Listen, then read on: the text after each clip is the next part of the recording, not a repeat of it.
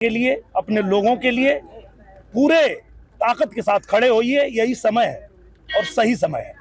भोजपुरी में गा के बताइए ना अपने उत्तर भारतीयों को कि कैसे रहे। मैं तो यही कहता हूँ कि चाहे रहिया मुंबई दिल्ली, रहिया चाहे मसूरी में, लिखिया पढ़िया कोनो भाषा, बतिया भोजपुरी में।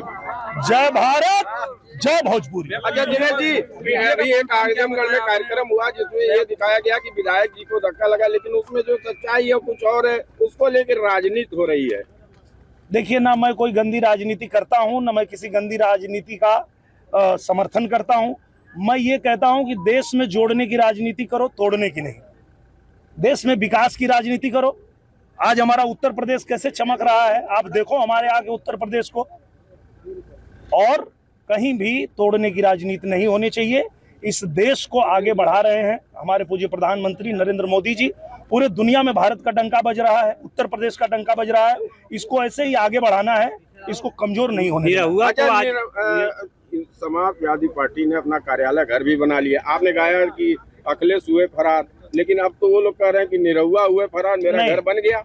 ये लोग पहले कार्यालय खोले, कार्यालय में ताला लटका है। अब ये लोग कह रहे हैं घर बनाए, घर भी बना लिया, वहां भी ताला लटका है। यहाँ घर और कार्यालय बनाने से नहीं होगा, यहाँ रह के काम करना होगा। ताला तो लटका है, जाके देख लीजिए और दुनिया को दिखाइए कि खाली यहाँ ऑफिस खोलते हैं ताला लटक जाता है। लगातार आप आजमगढ़ का दौरा कर रहे हैं, क्या लगता है जब आप सांसद थे या धर्मेंद्र यादव जी सांसद, विकास की कड़ी कितनी बढ़ी है? जितना काम हम लोगों ने 2 साल में किया है, ये 20 साल में नहीं कर पाएंगे। ये जनता को भी पता है, आजमगढ़ की जनता बहुत अच्छे से जानती है कि आजमगढ़ को कितने लंबे समय से मांग थी कि यहाँ महायोजना लागू है। कोई कर पाया? किया हो तो बता दीजिए। आजमगढ़ को महायोजना लागू किसी ने कराया? तो हमने कराया। पूज्य महाराज जी से कह के आजमगढ़ में महायोजना भी लागू हुई, आजमगढ़ का रेलवे स्टेशन भी बन गया, आजमगढ़ का हवाई अड्डा भी बन गया, आजमगढ़ में रिंग रोड पास करवाया हूं, वो भी अभी बनेगा, लेकिन वो पास कराया मैंने है।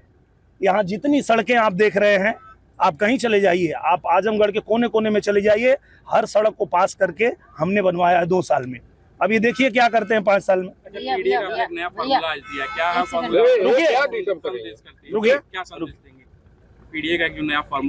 क्योंकि ये सत्य है भैया, ये पारिवारिक डकैत अलायंस है, परिवारवादी डकैत अलायंस है।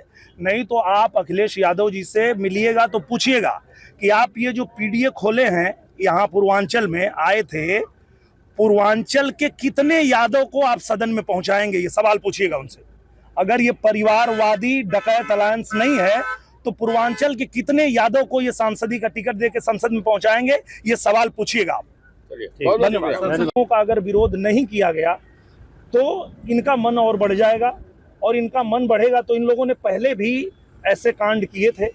2008 में आप लोगों ने देखा होगा कि 2008 में यही हमारे भोजपुरी भाषी और भी राज्यों से जाने वाले लोगों को उसी महाराष्ट्र में मारा पीटा गया था। अब ये फिर वही करने की कोशिश ये लोग कर रहे हैं।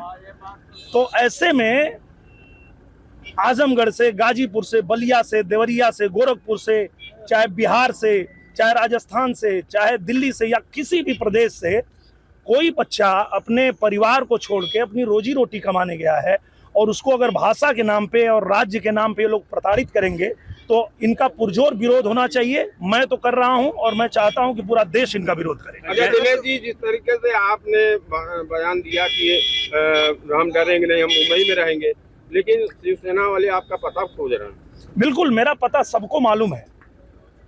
आप महाराष्ट्र में जाएंगे और किसी रिक्शे पे बैठ जाएंगे और कहेंगे कि निरहुआ के घरे ले चल, पहुंचा दी, तो ऐसी बात नहीं है। उनको पता नहीं मालूम है?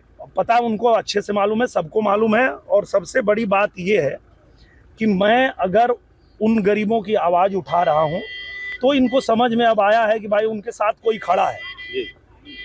पूरे देश को ये पता है कि वो ऐसे ही नहीं है, उनके साथ हम भी वहां खड़े हैं। हमारी भारतीय जनता पार्टी की एनडीए गठबंधन की वहां सरकार है, और वो दिन अलग था जब कांग्रेस की सरकार थी और हमारे लोगों को मारा पीटा गया था। अब मोदी जी की सरकार है, तुम्हारी गुंडई नहीं चलेगी, यही बताने की कोशिश कर रहा हूं मैं। अच्छा, ये राजनीति है या वोट की राजनीति है? ये पूरी तरह से में कितना सही है? ये पूरी तरह से देश को तोड़ने का काम कर रहे हैं ये लोग समाज को तोड़ने का काम कर रहे हैं। आप देखिए, मैं एक फिल्म बनाता हूं, अभी मेरी फिल्म आई हमारा नाम बा कन्हैया, जो पूरे देश में रिलीज हुई है। उसमें काम करने वाला अलग अलग भाषा के लोग हैं, वो भोजपुरी बोलने वाले भी हैं, मराठी बोलने वाले भी हैं। आप ही के आजमगढ़ में शूटिंग हुई थी, बैंक मैनेजर का जो रोल करी है लड़की, वो मराठी लड़की है, मराठी बोलती है। उससे यहाँ कोई बोलता है कि तुम भोजपुरी बोलो? नहीं, हम तो भाईचारा वाले लोग हैं, हम आपके साथ मिल के काम करते हैं। किसी मराठी को अगर कोई दिक्कत है तो हम सहायता करते हैं, हम अपने साथ मिलजुल के उनके साथ काम करते हैं। पर इस तरह की गंदी राजनीति जो लोग कर रहे हैं उनको रोकना जरूरी है।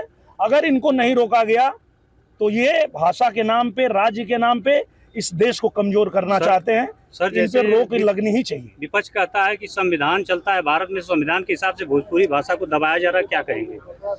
मुझे लगता है कि मैंने जब सदन में मुझे बोलने का पहला अवसर मिला था तो मैंने पहला ही अपना भाषण यही रखा था कि भोजपुरी भाषा बोलने वाले पूरी दुनिया में लोग हैं, और देश के बाहर जब भोजपुरी को मान्यता मिल चुकी है तो देश में क्यों नहीं।